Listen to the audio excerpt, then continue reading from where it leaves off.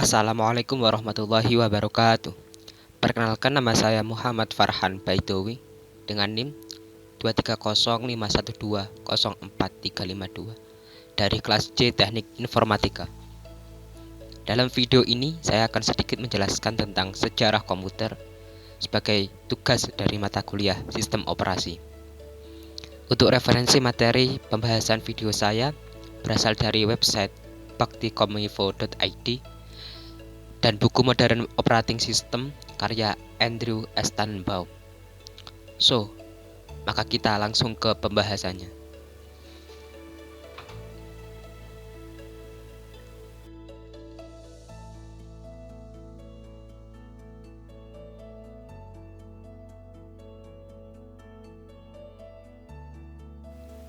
Jauh sebelum komputer masuk ke Indonesia, negara-negara barat sudah lebih dulu mengenalnya.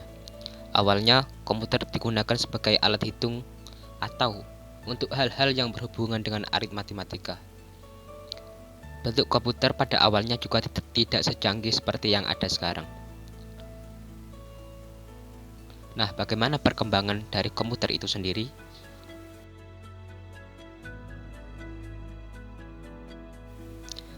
Untuk yang pertama, pengertian komputer. Pemberian nama komputer berasal dari bahasa Latin computare yang artinya adalah alat hitung. Kenapa bisa demikian? Karena pada mulanya komputer ini diciptakan sebagai perangkat yang mengolah serta menghitung angka-angka. Dikutip dari pengertian komputer menurut salah satu ahli, yaitu Donald H. Sanders, komputer diartikan sebuah sistem elektronik untuk memanipulasi data dengan cepat dan tepat, yang dengan otomatis menerima, menyimpan, dan memproses data input yang selanjutnya akan menghasilkan output di bawah pengawasan suatu sistem operasi yang tersimpan di dalam penyimpanan. Atau, jika didefinisikan dengan kata lain, komputer adalah peralatan elektronik yang terdiri dari beberapa komponen, yaitu monitor, CPU, keyboard, mouse, dan juga printer yang semuanya saling bekerja sama menghasilkan informasi sesuai data dan program yang ada.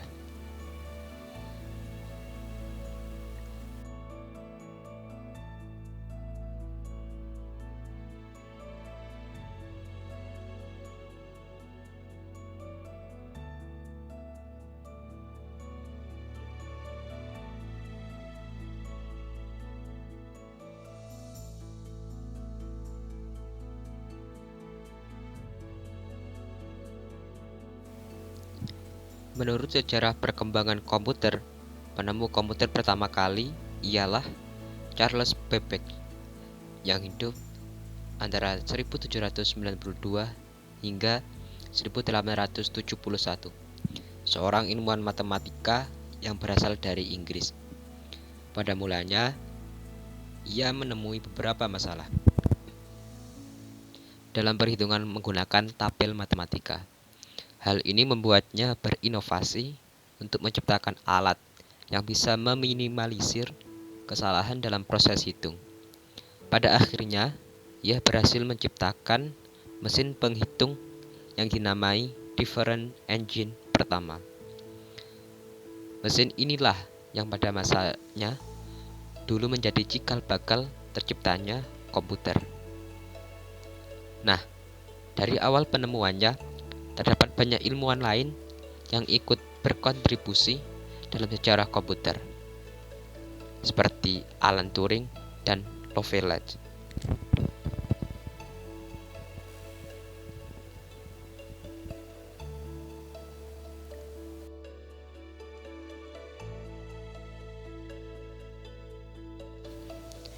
Lima generasi komputer. Perkembangan komputer dibagi menjadi 5 generasi yang dimulai sejak tahun 1941.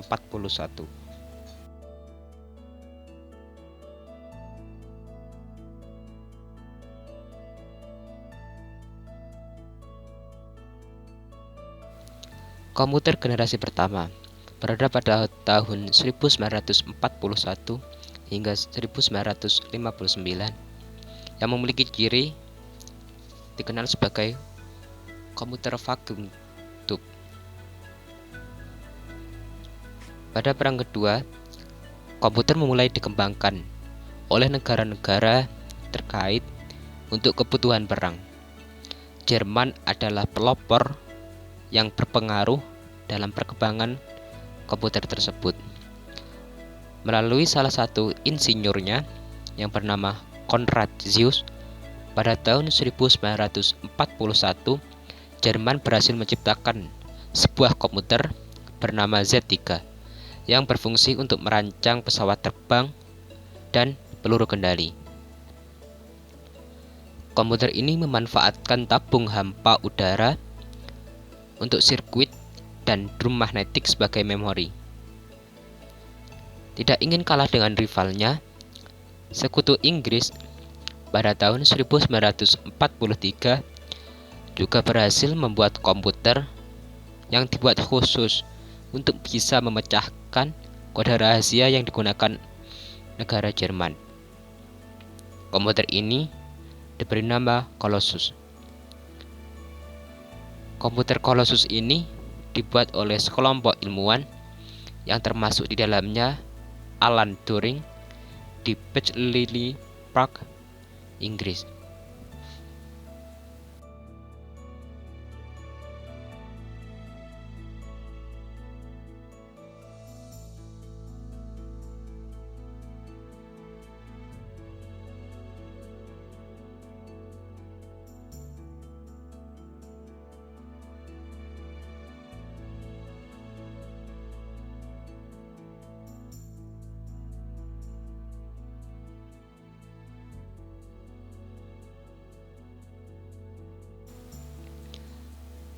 Baru kemudian pada tahun 1946, ilmuwan Amerika Serikat William Maxley dan mahasiswa pasca sarjananya J. Presper Eckert di Universitas Pennsylvania berhasil membuat komputer yang bisa digunakan untuk semua hal berguna, yang diberi nama ENIAC atau Electronic Numerical Integrator and Computer. Komputer ini merupakan komputer yang sangat besar dan memakan banyak tempat karena terdiri dari 18.000 tabung vakum, 70.000 resistor, 10.000 kapasitor, 75.000 saklar, dan 5 juta titik solder yang beratnya mencapai 30 ton. Komputer ENIAC inilah yang disebut sebagai komputer generasi pertama. Komputer generasi ini juga mengandalkan machine language, yakni level bahasa pemrograman yang paling rendah, yang dapat dimengerti komputer. Bahasa pemrograman ini hanya dapat menyelesaikan satu perhitungan setiap waktu, dan untuk menyetel perhitungan baru membutuhkan berhari-hari, bahkan berminggu-minggu.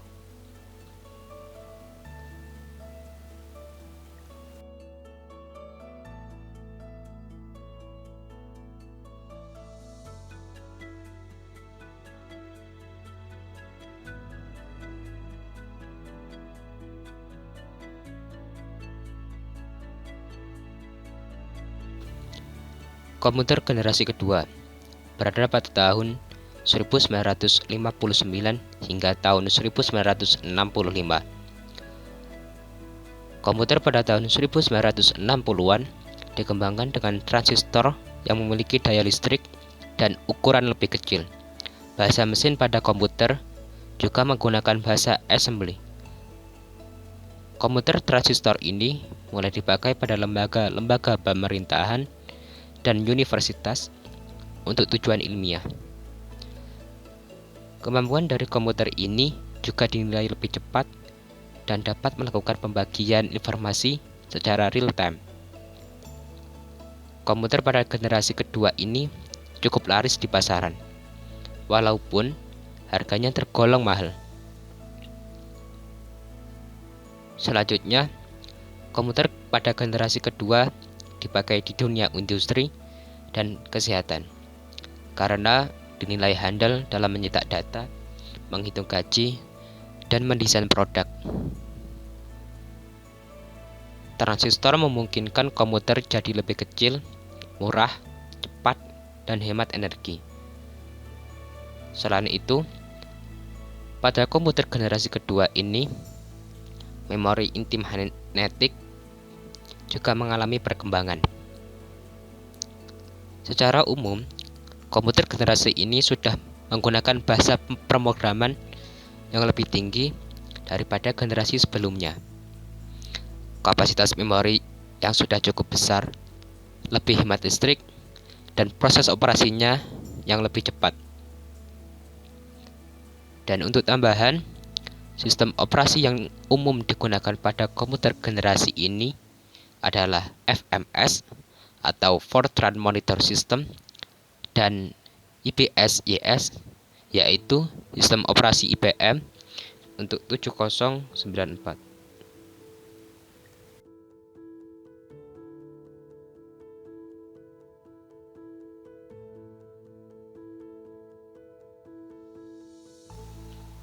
Komputer generasi ketiga berada pada tahun 1965 hingga tahun 1971.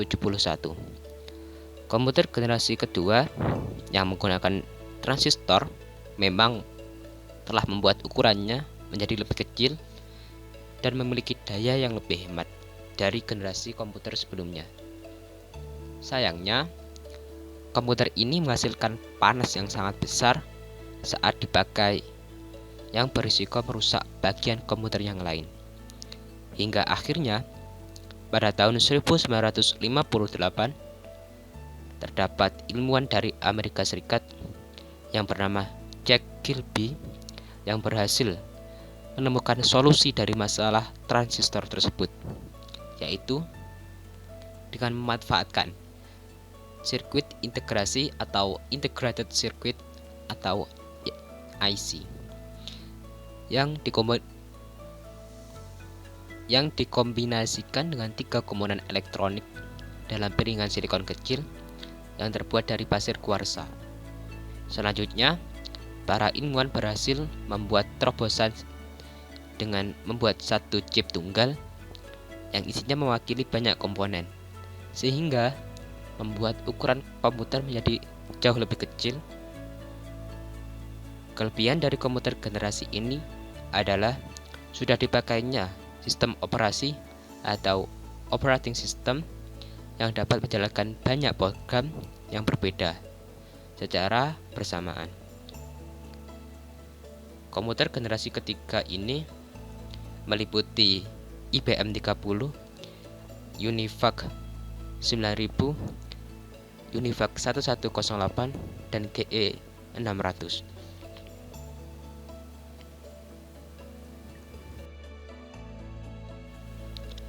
Komputer generasi keempat berada pada tahun 1971 hingga tahun 1980.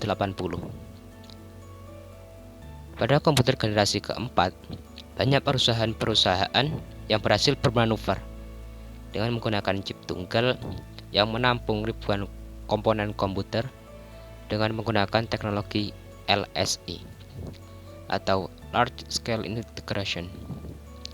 Selanjutnya, chip ini bertransformasi menjadi VLSI atau Very LSI, yaitu chip yang berisi ratusan ribu IC yang pada akhirnya tercipta komputer mikro. Pada tahun 1970, perusahaan Intel mengenalkan mikrokomputer 4 bit.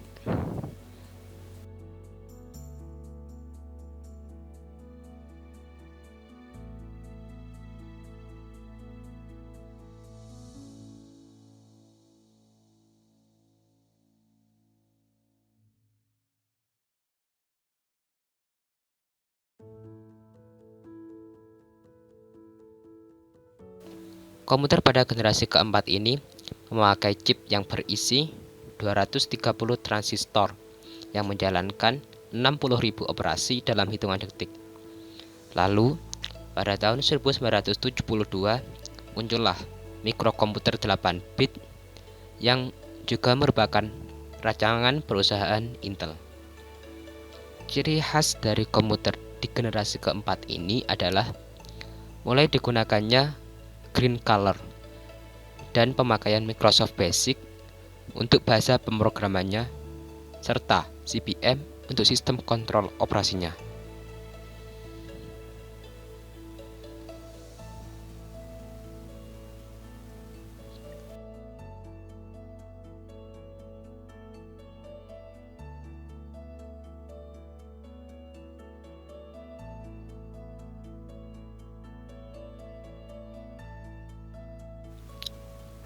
Komputer generasi kelima, komputer yang digunakan pada masa sekarang hingga masa yang akan datang. Komputer pada generasi kelima sudah mulai menggunakan standar PC. Perusahaan yang dianggap ahlinya dalam pengembangan komputer ini adalah perusahaan Intel dan Microsoft.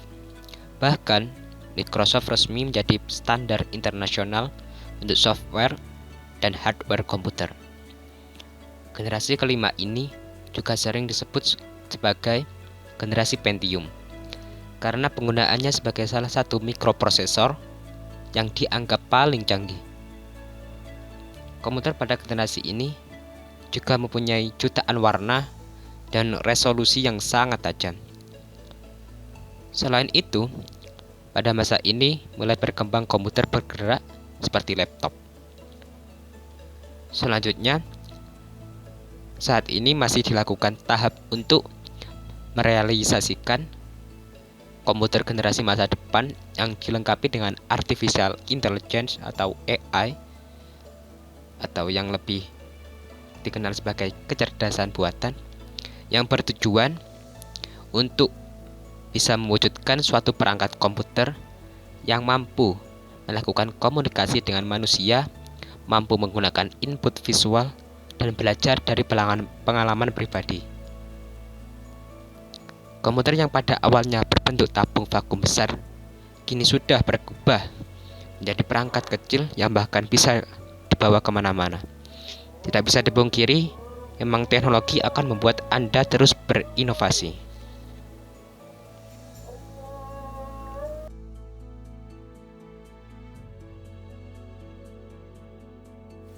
Cukup sekian penjelasan saya mengenai sejarah komputer. Semoga dapat memberikan manfaat bagi yang mendengarkan penjelasan saya. Sekian dari saya. Wassalamualaikum warahmatullahi wabarakatuh.